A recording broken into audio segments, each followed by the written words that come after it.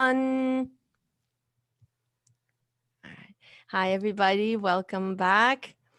Um, Today, we are discussing trauma um, and living through trauma and making it through trauma and how we do that and the effects of trauma and living with trauma. Trauma. Um, So I'm just gonna go ahead and ask everyone how they're doing. Ramesh, how you doing? Doing really well. Happy to be here with y'all. Yeah, doing well. Roy, what about you? Roy Woody. Hey, good morning. Um, Doing really well. Really busy week, tired. As part of the Dev Valley Community Coalition, we did a bunch of things of food relief and water relief to a bunch of the community in this area. So that was really awesome. Yeah, I'd love to hear more about that, especially for this show. Susie, Oh, how are you doing? Making it.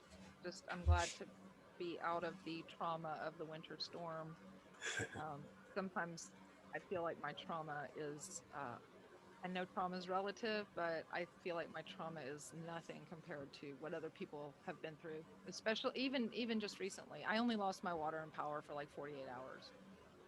Yeah, I want us Um, to talk about that. Like, do we get to Mhm. feel um, Traumatized. like traumatized when we compare ourselves to others? Like, how are we supposed to, how does that compute in our heads and where do we go with that information? Roy? I feel very untraumatized. Untraumatized.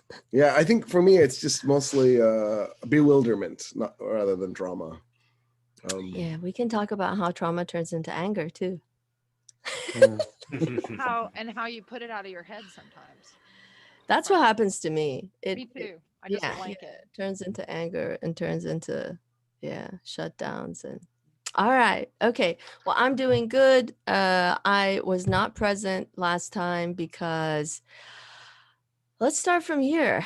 I just needed a break. I needed to just, you know what I did while everyone else was recording? I was in a bath. I was taking a bath, and I'm damn proud of it. I have to tell y'all. I put a bunch of these salts in there, and it felt so good. It Good. felt so good. That's Yeah. awesome. If you can find a way to relax, In gotta the take middle of it. all this, yeah, Yeah, take it. absolutely. Mm. Yeah. Um, so I'm just gonna start out by saying uh the winter storm was not last week but the week before, right? And the thought that I've been having this week is how the hell did my mom and dad make it through 8 years of dictatorship, people getting put in jail. Every time my brother and I would leave the house, there was no, we might have been taken, disappeared. I came close to being disappeared in school one time.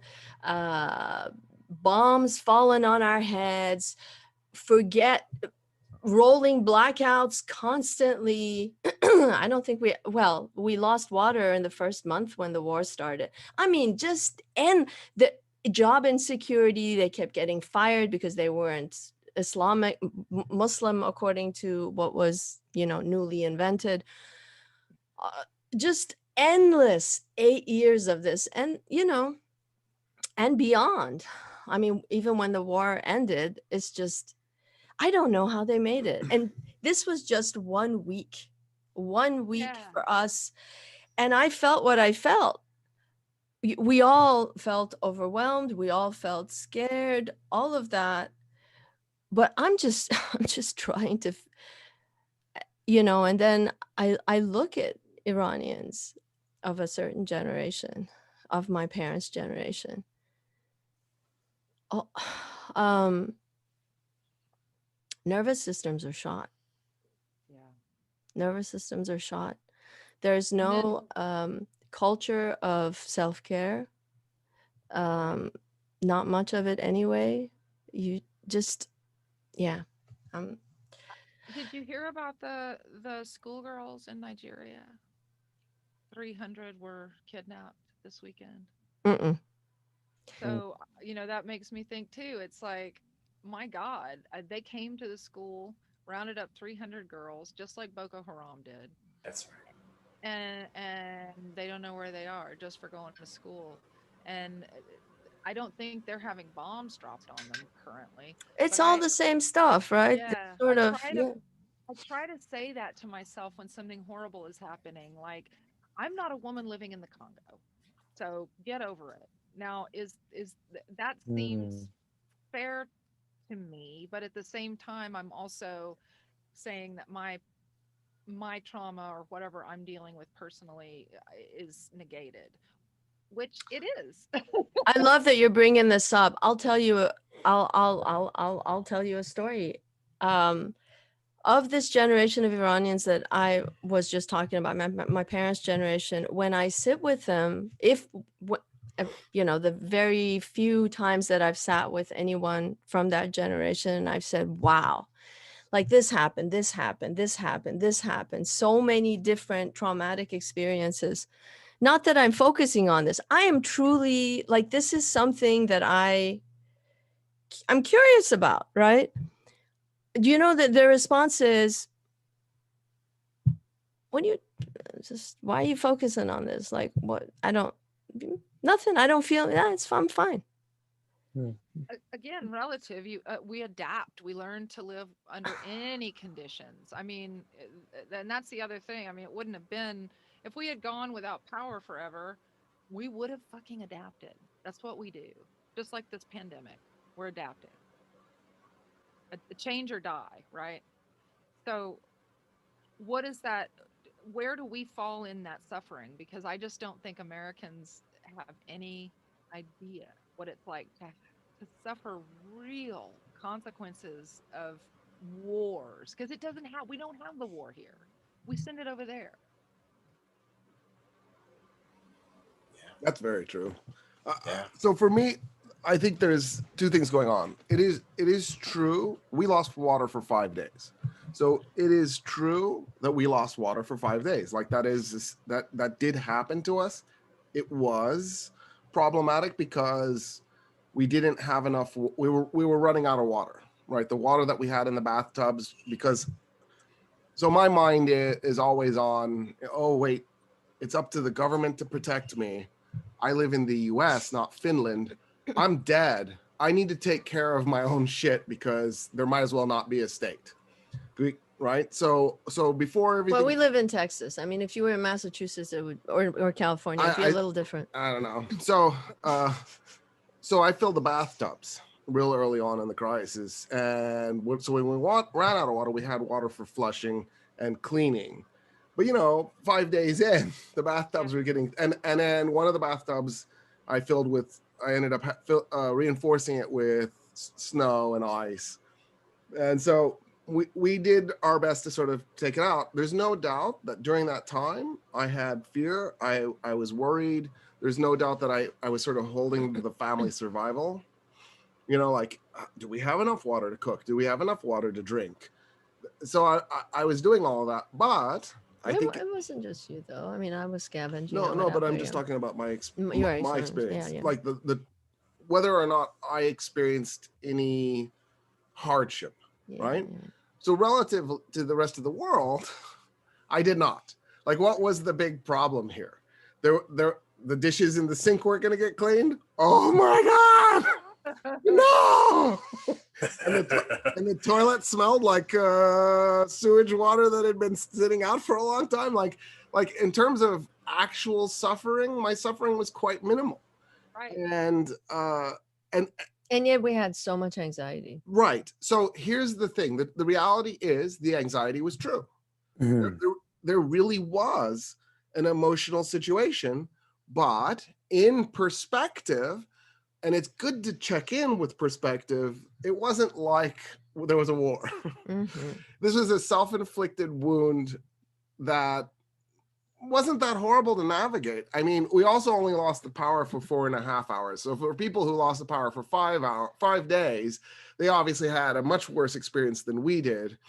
But again, compared to having bombs dropped on your house in a war, losing the power for 5 days just isn't that big of a deal. Now, also, some of my resilience probably comes from the fact that I did live in the Middle East for 4 years, and power outages were normal. They lasted a few hours. It's just the way it was. You just got used to it.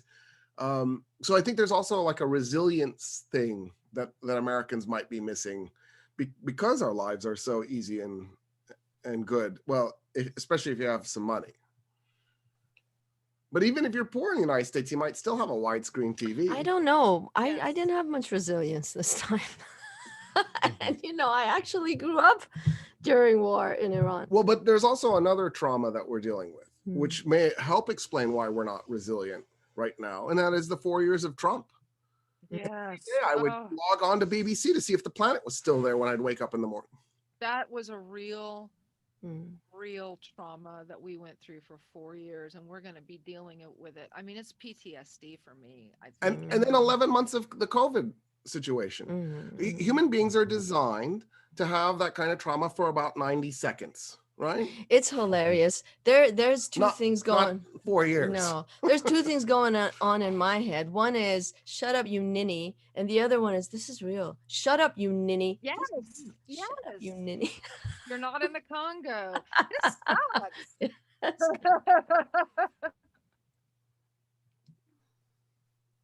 Yeah.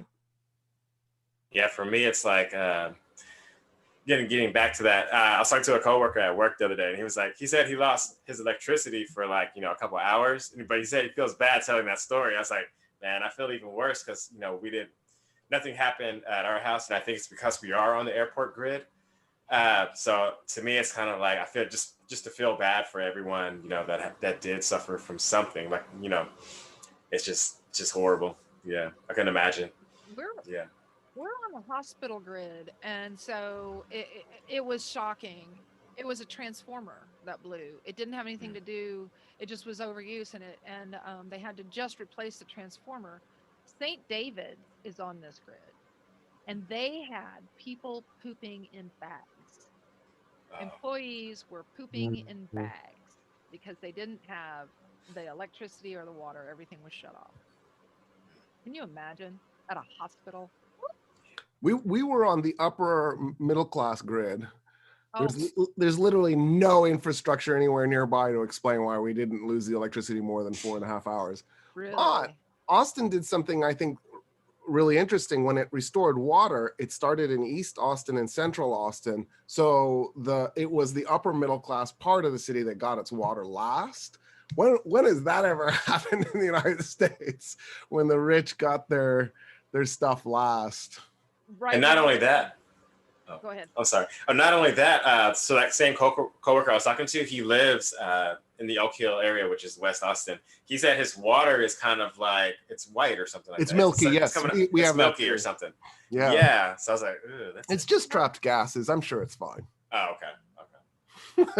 Are you serious? In Colorado, that was the norm. When you faucet, yeah, I think it's a hard water thing. Limestone or something. Yeah, I think it's the effect of all the hard water. It's just a little limestone settlement. You're Texan. You're getting your minerals in. Your vital minerals like lead, mercury, selenium, arsenic, cyanide. We just found out that they took out the lithium from New Mexico's water. That's just evil. That's just especially during a pandemic. Give me the fucking lithium. Give me something. I think that the government should send out the reason is because lithium is on the periodic table. It can't be patented, so nobody can make any real money off of it. But they're making money off water. But that's kind of voluntary, right? Because you don't have to buy bottled water. You did this week. You could have boiled the water that you had if you had it. If your water was shut off. Yeah, that's true. I also filled pots of water. So we had pots of water for fresh water and then bathtubs for cleaning. Ramesh, what are your thoughts on this? I mean, we lost electricity for a couple days off and on. We lost water, the entire duration for the whole week. weren't able to drive around because it was, country roads, which were the last to get cleaned. But for me, it was fun. It was fine. I feel you traumatized afterwards or anything like that. And I think for my family, who I wasn't with for the duration of like the winter storm or whatever, similar feelings here, right? Like it was a week and it happened, and they had s'mores and a whole campfire basically in the living room. It was an enjoyable time to be together. But for me, right, it was reminiscent of like times in childhood in Pakistan, and we'd have load shedding and just deal with it, and then continue to do life as normal. Um, Hmm. yeah, and just work around the crisis that's happening. Right, so I have, for me, those were some really bright memories, because whenever the power would go out, you can't do homework anymore, whatever else, you go out and you play in the streets. um yeah. So what is that? So I'm guessing that that's not particularly good for the economy when you shut down for several days out of the year, every how long? Maybe 6 or 7 times a year that happens, or does it happen more often than that? Oh, the load shedding is a daily thing. So this is like, depending on the area you're in, you lose power for a certain period of time, just because there isn't enough power on the grid for the demand that there is. Um, yeah, but at the same time, I think that we do ourselves like a disservice if we like deny the trauma, or say I'm not in the Congo or whatever else, right? Like for us, sort of psychologically, or in our emotional lives or whatever, it's just as real and pertinent as any other kind of trauma. Our body and our mind and our brain and psyche still deal with it as we would any other trauma. It doesn't matter if it's like a tiger chasing me down, or if it's this other thing that's causing it that may not be as legitimate in another's eyes. I wonder But though, yeah, I don't think we should be looking at our trauma. at what point is it just being a whiny crybaby, and at what, yeah, at what, I, like, what how do we discern just buckle up, as opposed to, yeah, allow mm, yourself to feel it? Is it both? Is it what how are we supposed to think? I have never been taught how to deal, right? I have never been Anyone taught. has. I went to school more than most. I don't want to talk about how many years I was in college, and I don't want to talk about how many years I was in grad school.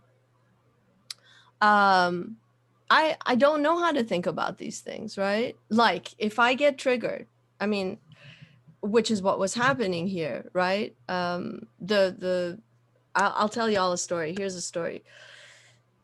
And I've talked about this before, not on this show, but I just recently figured this out. In fact, I every time I would have to put a mask on because of COVID, I would feel I was missing something on my head.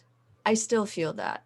Every morning when I go into work, I have to put I put my mask on, and then as I'm walking to the door, I feel I'm missing something, and my attention immediately goes to my head, mm, and I feel it's because of childhood memories of of fear that I am, because I don't believe in this hijab, that I'm always at the precipice of not wearing it or getting caught having not worn it, and who knows what's going to happen to you if you go out without hijab. That very early year or two, right after the revolution, well, 3 years after the revolution, a year after the war, it became mandatory. During that 1 year, there was this very gray area of, are you going to put it on or you not? You still could, you couldn't.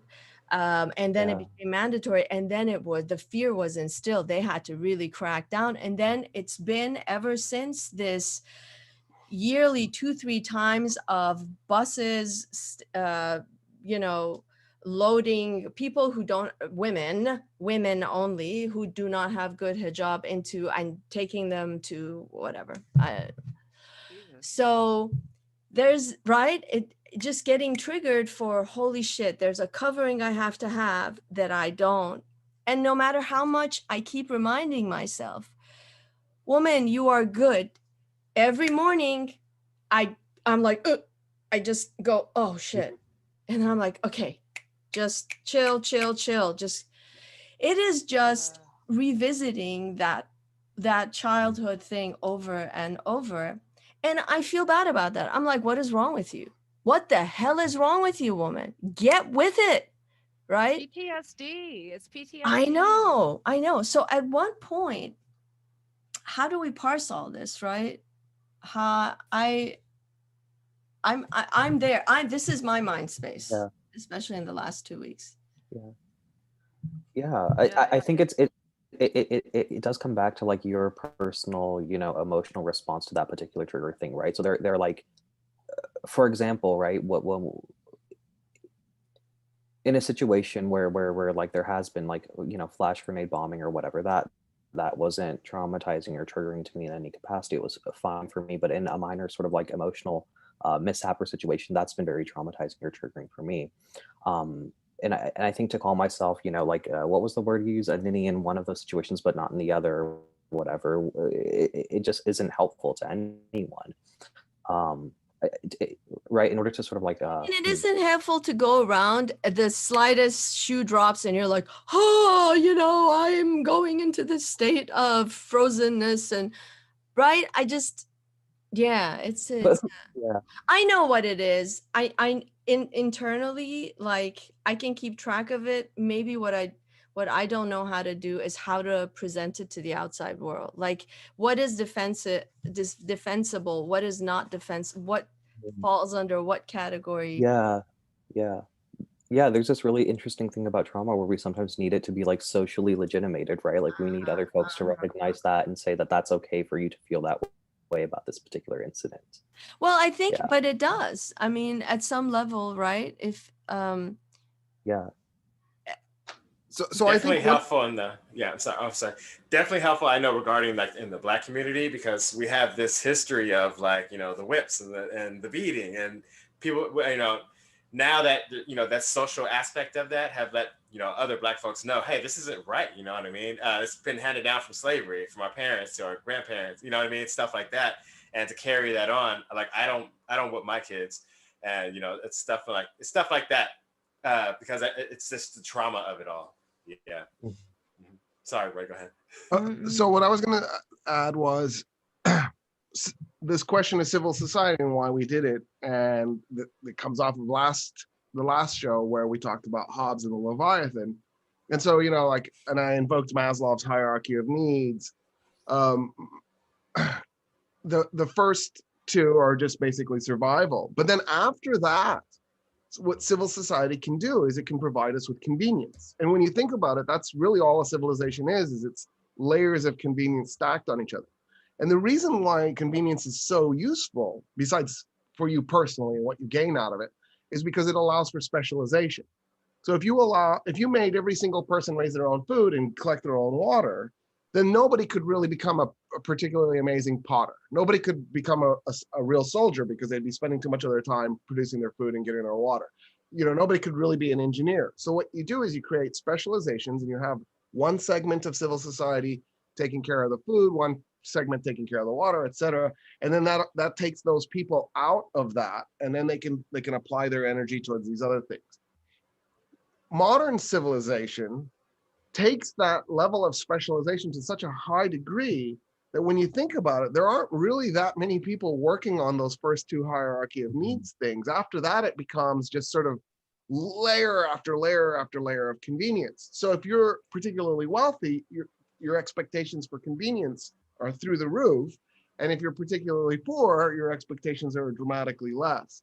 So if there's a shock in the system, and some of those conveniences, like for example, having water come out of your faucet that you could drink without boiling first or putting through some sort of fermentation process first. That's only 130-year experience for the yeah, human species, right? Because that water traditionally that we would pump into your home was contaminated with cholera and dysentery. So losing this thing that we've only had for 130 years on the grand scale of things looks like, oh, you're crying about that, really? But in reality, it links to what our expectations are for the stability of our society. So hmm if you're just used to walking up and putting a cup underneath a faucet and turning it on, and there's water in your cup that you can now instantly drink, and that's gone, it's alarming because even relative to other things, it's nothing, but relative to what you're used to, it is something. And indicates a failure of the state. So Yeah. I think that the trauma is real. I think what happens though is our expectations can become really skewed. So for example, the people who were against the Affordable Care Act and also known as Obamacare, although apparently Americans don't know this, right? Like in surveys, 60% of Americans like the Affordable Care Act, but 60% of Americans hated Obamacare. And then you go, wow, what do I do with that? Who are those 20%? We need to find them. So They were at the Capitol. yeah, probably. Um, a lot of the argument against it was there will be wait lines for my surgery, like Canada has. Well, okay, so this gets to what our expectations for convenience. So there's a limited amount of hospital beds, doctors, IVs, medicine. There's a limited amount on the planet. There's a limited amount of time that the doctors can attend to you, that nurses can attend to you. So there is no way with our current capacity that everybody who has a medical need can get it met, but not in the United States. And so as a result, what we did was we triaged people according to your wealth. If you had the money, you could get it. If you didn't, you died. And the estimate was that 45,000 Americans died per year from a completely curable thing. They just simply didn't have the cash to pay for it. So Obamacare was an attempt to fix that because it would get more people. There were 50 million uninsured. Obamacare's goal was 35 million. It got 21 of those 50 million. So it missed the mark, but still that's 40% of that population. So it's wonderful. The people who are complaining about their lack of convenience are looking, going, what if I want liposuction? What if I need my nose job? What if I want butt implant surgery? I'm gonna have to wait until this poor bastard over here who wouldn't have been able to afford his heart surgery earlier could get to it, and that's gonna inconvenience me. And so at that point, I think having perspective is really useful because you kind of just want to slap the hell out of the person with the plastic surgery problem. Yeah, I love. I think yeah, so I hear you saying that trauma is somewhat about expectations and what we're accustomed to and all of this. I yeah, I think that like in the moment itself and before the trauma has actually happened for us, it's really important to keep that perspective in mind and that grounding in mind in order to prevent the trauma from being like traumatic in our memory and our psyche, all of this, right? So like perhaps while the water thing was going on or whatever, uh, if you were able to keep that in mind, if you were able to stay grounded in that particular capacity, then that particular incident wouldn't have been traumatizing for you. But like after the fact, once that trauma has happened or whatever, we should legitimate it as a trauma and think of it as such and sort of interact with it as such. But yeah, and then the other thing I wanted to say something about is you said that like something about the failure of the state. I think for me as well, like right, it's the immediate cutting off of the water or the immediate problem of the electricity not being there or the immediate, all these different immediate problems of the pandemic not being addressed properly, all of this stuff hasn't been traumatizing in the immediacy, right? The fact that I have to wear a mask, the fact that the pandemic isn't addressed or whatever, but there have been moments in time where I've caught myself where I've had, something close to a panic attack over the fact that my state couldn't respond to the pandemic adequately, whereas in Pakistan it was. Any lack of an immediate need, any lack of food, any lack of water, but it was like, oh fuck, where am I going to be in 100 years? What's going to happen to the environment? What's going to happen to my world? All of this, if my state can't even handle this. Yeah, I really think that a lot of, and this is legitimate, and something that doesn't get talked about, we do not talk about the fact that we have been losing trust in the state being able to take care of what it's supposed to take care of, which is a goddamn pandemic. This was huge. That creates large amounts of anxiety. As a parent, I'm like, every month that goes by, I start thinking, this is looking more and more like my childhood. That is anxiety provoking to me. Yeah. Right? 4 years of Trump looked like we were sliding into a dictatorship that I had grown up in. And every year I had experienced in that dictatorship more loss and more loss and more loss. Yeah. The CPAC didn't help anything on that either. I don't, the Ted Cruz and all of these people standing up there and essentially lifting up Trump. And we said before, the golden calf, the golden statue that everybody wanted to take pictures with. Um, I think he's the What is man. that a reference to, Susie? What is the golden? Is it biblical? What is that? Yes, What yes, is it that? is. Ramesh, you wanna? It's Quranic as well, right? I Bani Israel, the totally, worship the calf, all of this stuff. Professor Yeah, Professor I was thrown back to my Islamic Quran studies study stuff. totally over my head. Yeah. So what is What it, is Ramesh? it? No, go for it, Susie. No, I was just laughing because I was thrown back to my moment sitting and doing the fucking like exegesis of these like individual verses and looking at the golden calf for like 10 hours. I How think did you would I be miss better the to tell golden the calf? story then. Oh, they're going. Well, Yeah. Yeah. yeah, When Moses, one of y'all tell it, Moses, because I'm not religious and I just know peripherally what it is. it should have been when Moses went to talk to God, right? In the mountains or something like that. And he came back. You know, he was gone Oh, for the so long. Yeah. people were Yeah, and he came worshiping a back. golden calf. Okay, I get it. Yes. I remember. I Yes. remember. Yes. Thou shalt not put any idols Yeah. before me. Yeah. Okay. Mhm. But Gotcha. it's Gotcha. but Yes. apparently it's okay to have idols and it's okay to have other gods, just not before him. In the Old Testament anyway, right? Which is the Old Testament, and I may have this totally wrong. Is it basically the Quran, first No, 5 books, or the Torah? Oh, it's Torah is the Old Testament, and then the New Testament was what the people who created Christianity stuck onto that, and then the Quran is those two texts rewritten with more text added. So the Old Testament is Uh, incorporated. ooh. Not I mean, quite. It's I not guess verbatim. It's the Quran is not clearly not the Old Testament and the New Testament verbatim. It is not. No, it's actually so some of the stories of the prophets from the past and in Islam. Wow, we are way off we topic. should totally make this our religion topic. I'm sorry. I just really, that's what I had always heard. The Torah. And see, again, I'm not religious. I know a few things, but Okay, but here's my question for CPAC. So I'm assuming a lot of these folks at least feign Christian, right? Being Christianity. Christian. So why are they taking pictures with the golden calf being they Trump? don't get it. They don't get it. Christians don't read the Bible. Christians don't know. I mean, a vast majority of these But like white idols, people, we're not talking like deep, just it doesn't matter. I mean, it 30% doesn't of those people think the Earth is flat. Like I don't think there's. sorry. You're looking for I'm so something that ain't sorry. there. I'm so sorry. They just don't get it. They just follow whatever somebody else tells them to follow. They got nothing to back up. You know, you can't have conversations with these people, even about something they espouse to know so much, you know.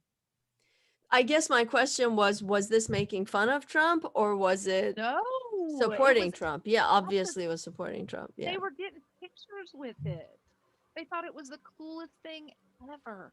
The hypocrisy with these people runs so fucking deep. But was it called the Golden Trump? No, it's a golden statue of a Trump. gold statue of Trump. You don't have to have a PhD to realize gold statue of Trump, a golden idol. Okay. Okay. So I guess you haven't seen it, is what I'm guessing. This morning I saw it. This Okay, morning, yeah. So that's the thing, that when you walked in, there it was, and you could take pictures with it, and it is so clearly the golden calf that it's painful to see these. I mean, it's gold. Yeah, I know, right? It's not even like they tried to make him orange or something. They should have put him sitting on his golden toilet. That would have been awesome. Gold Trump. And then of course the stage is shaped like a Nordic room that the SS used in their symbolism. Yeah, let's not forget that. Yeah, and can somebody pull that up and put them side by side? Let me see if I can find it. Okay. Oh my god. I think you can just that wouldn't have flown in Germany, right? Like we wouldn't have been able to have a stage in that kind of symbol. If we were in a different country. No, the Nazis in Germany are more clever than the Nazis in the United States. They're still flying a flag of a loser. So, Actually, I found it, so I'll just. do Yeah, that'd be you? great. What about the Right. trauma that our senators and House people suffered? My God, having somebody come in there and Yeah. all I of mean, these people try to kill it them. clearly freaked them out because during the trial they were clearly traumatized. Yeah. Okay, And yet there it nothing is. came of it. No, it was fine. I mean, we got more fences and security for that group of people in that area, right? Right. Right. I mean, they almost killed Romney and Pence. I mean, it was really close. This I wonder is what would sometimes these yeah, right. I also wonder what would happen if our grid has gone into months long crisis. Sometimes I want the crisis thing to happen so we actually fucking like change and reform. So for the record, the crisis that we just experienced here in Texas could have been worse. Apparently, uh, uh, I think it's 60 hertz. At some point when the electrical grid gets stressed, it can only survive for so long. And the electrical grid has 9 minutes at that stress level. And we were at 4.5 minutes. Yeah. Literally 4.5 minutes from a total collapse. And when if that had happened, we would have been out of electricity for weeks, not hours. We reached we were 4.5 minutes from reaching that threshold point. And having said that, not only does this bring up, like the state has failed us, but it also demonstrates something else that I think maybe even if you're not fully conscious of it, might be operating on you subconsciously, which is sort of the inherent evilness of the system that we have. For example, the extremely expensive bills that people are receiving. I think there's a little bit of naivete about exactly what went into that. One of the reasons why the companies that produce the energy, the private companies, so not the public ones, because in Texas we have both public and private. So it depends on where you live, what you had available to you. But the private ones didn't prepare. And the reason why they didn't prepare is intentional. It's not that they were clumsy. It's not that they were accidentally not preparing. It's just capitalism. The reality is that capitalism benefits from scarcity. This is an old lesson. This is why the Great Depression happened. This is nothing new. We know that when you have a surplus of goods, prices collapse and capitalism no longer functions. And so the way that but when you have the opposite, when you have a scarcity of goods, all of a sudden profit margins are through the roof. So if you're an energy provider and you're a private business, you have a couple of options here. One of the options that you have is go ahead and make the energy. So let's say, because the temperature dropped to 3 degrees, that if in that 10 days, your normal electrical bill would have been $100. Now it's going to be $200 because you've used more energy. If I don't produce enough energy, it's not going to be 200. If it's going to be 2,000 because the scarcity is going to drive the price of the goods up. But it also means that somebody's going to go without. So 40% of the population doesn't have energy, so they're not getting a bill at all. But this is for the state of Texas where we have deregulated energy. It's right? where this the was private, the whole point of the deregulation. It's where we're like I said earlier, it's where there are private energy providers. So what ends up happening then is 60% of my people are now getting a $2,000 bill instead of 100% getting a $200 bill. And so 60 times 2,000 is 1,200. My profit margin is through the roof because I'm making $1,200 on average per customer instead of 200. Why wouldn't I do that? In fact, it's against the law in the United States for a corporation to make a decision that would cheat its shareholders out of a maximized profit. Which is why we deregulated to begin with. And this points to another thing so the anxiety that builds every year is complicated by the fact that even when stuff like this happens, I go back to work, nobody really knows why this happened. Yeah. And when I Yeah. push them to tell me the reasoning, they say, oh, because incompetence. I'm like, this was not incompetence. The system is built this way. This is intentional. And then they keep throwing certain people and certain organizations under the bus just to incompetence just to It's confuse ERCOT's us. fault. ERCOT's It's fault. Windmill's It's fault. that particular Well, person's fault. We didn't and listen to that report. We didn't jump. No, it's not incompetence. well, it's not incompetence. It is purposeful. It is there's a it's like you guys said. It's to make money. I mean, Ted Cruz was in at CPAC the other day screaming about how great Florida is, but it's not as great as Cancun. And I was so pissed off. I mean, viscerally angry. I just immediately thought, you son of a bitch, then go there. Then you go there and you stay there. I don't know if it's going to hurt him. All over Twitter, I'm seeing things like, oh, Texas deserves what it gets. You know, you guys voted for these people. And I'm like, Stephen you, King did man. that, right? And it's so crazy because I had just watched the two newest It movies, and then Stephen King did that. He's like, "Yeah, Texas, look what you voted for," and da da da da da kind of thing. But I'm with him on this. You get the government you deserve. I'm with you on this. You for get the rest. government you Sorry, earned. I'm there too. I don't know. I fought like hell to get Beto in there, so I'm sorry. But we failed. Yeah, but we tried. Well, And it would have Not been hard enough. But it's not the full Texas though. It doesn't explain the full Texas though. It's not. Yeah. Well, look at Biden though. He actually came pretty close in Texas. He missed 6%. But I mean, that's a big deal. It is a big deal. 25 years of erosion. red. Yeah, and all of this stuff, like the deregulation, that's W. Bush. He did that. Him and Rick Perry. It's these guys, and just like any other government in the state. Anymore. No. Oh, never mind. They Sorry, don't confusion. I don't other states. They're they just want to make money. I don't feel like and petroleum is our lifeblood here, right? So any way we can make more money on that especially from Texans is awesome. But I don't know. I don't know what we're going to do in this state. I don't think we're going to change anything. I think like Roy usually says, we have 2 years of memory. But the election in November 2022 is less than 2 years away. So somebody might be in doo-doo land. Well, these are our final statements. Susie just went. Roy talked about Doodle Land. Roy Peace, what do you got for us?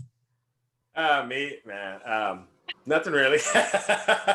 Yeah, just sitting listening to y'all. Yeah, like I said, my trauma on this wasn't as bad, but I have been, as part of my organization, Dev Valley Community Coalition, that my wife is the president of.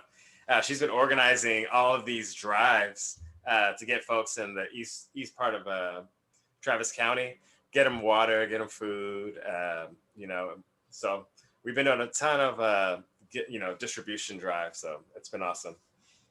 I just want to say when I go from when in the past, this time I was not able to do it, but when in the past I've gone from this is triggering me to let's just stop being inside and go and do some organizing. It has completely changed my energy. It's been very healing. That's so right. There's always that. Yeah. Thank you, Roy, for and Susanna for all that you always are doing. Thank you. What about you? Keep legitimating your traumas.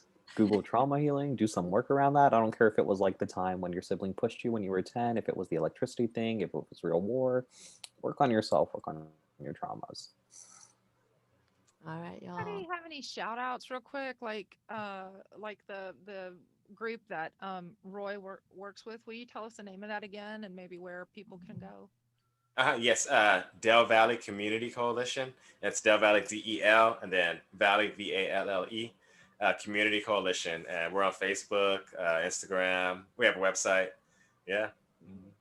And Ramesh is going to be a guest on Plutopia, which Roy was recently. And that's coming up at the end of March. What's Plutopia? Plutopia is a podcast of the weird and odd. And we like to try to tackle subjects that are sort of like us, but we have guests, which it makes it a little different format. So, yeah, going to talk about Ramesh's article. That was Yes, in the that's what I was going to Chronicle? talk about. Yeah. Go ahead. Yeah, so Ramesh had an article come out last week. I have 5 copies of the Austin Chronicle. It was brilliant. It was an experience that he was writing about. Ramesh, you want to take a couple minutes to talk about it? Yeah. So the article basically talks about now that Trump has gone, there's this impulse to continue to engage with like policing and with surveillance tactics that look a little bit more softer or more liberal. Things like countering violent extremism programs or targeted TVTP, other programs that end up structurally like targeting young Muslim folks, young immigrant folks, especially Black Muslims of color, particularly like Somali Muslim populations. And these are really, really strange programs that push surveillance throughout all sorts of institutions in your community. Like, for example, their local police local police who are accepting funds from this, but even hospitals. So, for example, the Boston Children's Hospital received CD funds in order to set up a program within their mental health services to target and young Muslims or other folks, surveil them for any sort of radical beliefs, which means, departing from any liberal norm within the United States. Radical political beliefs, things like that, surveilling them for freedom of thought and speech, and then diverting them into programs, viewing them as potential terrorists, and pushing them into policing in prisons. So yeah, that's not very good. Learn more about it. Google Muslim Youth Policing Austin Chronicle, and it'll pop up. Yes. And Ramesh Nadeem, put that name in there. It'll come right up. Thank y'all. This was a good show. And we shall see you next week. Yeah. Bye. Stay happy, stay safe. Yes. Bye.